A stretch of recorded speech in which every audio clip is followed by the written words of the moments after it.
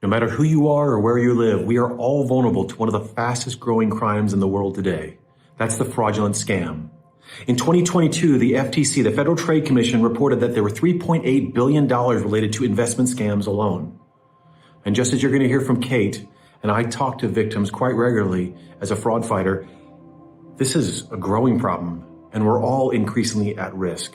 Fraudsters are getting more sophisticated than ever, and we need to work together to protect ourselves and our community. I've been widowed for 14 years. I've never looked for any romance in my life. I was not on a dating site.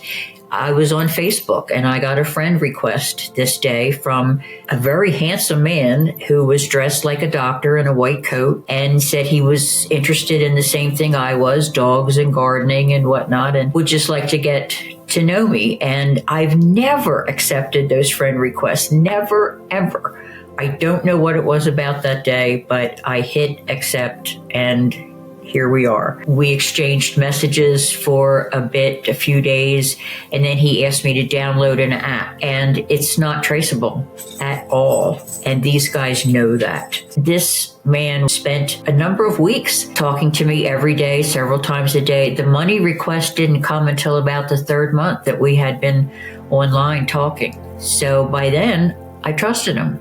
And his explanation of why he needed the money was very logical. So I thought it would be fine. The first quest for money was his daughter, who was 15, had gotten ill, and she needed some medicine and what have you, and was in this boarding school without any money. And he couldn't send her any money because it was too dangerous for him to have access to money in Iraq, which made some sense, not 100%, but enough that it convinced me. So I sent her a $100 gift card. But I asked, how in the world is I'm in Pennsylvania and she's in England, how is my purchasing a gift card going to help her? And within seconds of me sending that, I checked the balance to see if the card had gone through, and the card was empty already. For the most part, it was all gift cards. But then he needed money, of course, for his airfare to come over here. That's when I did go to the bank and get cash out. He had asked for that to be sent by Bitcoin. I had never even heard of Bitcoin. But again, as soon as I get there, the minute I get there, I'm paying you back. So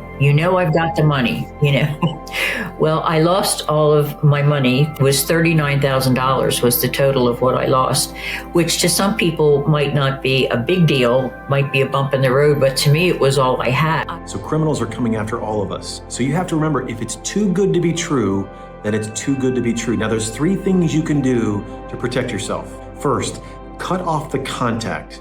If you suspect something suspicious going on in an interaction, stop talking, whether it's via text, whether it's via email or on the phone.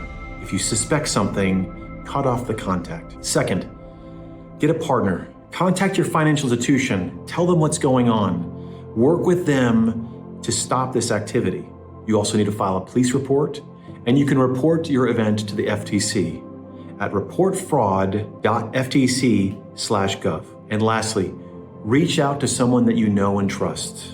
These fraudsters prey on our loneliness and our embarrassment. Don't be embarrassed here. If you suspect anything, contact a family member, contact a friend, or contact your bank. We need to work together. And we have to remember, if it's too good to be true, it's too good to be true. So don't let them take advantage of you, your family members, your community. Take care.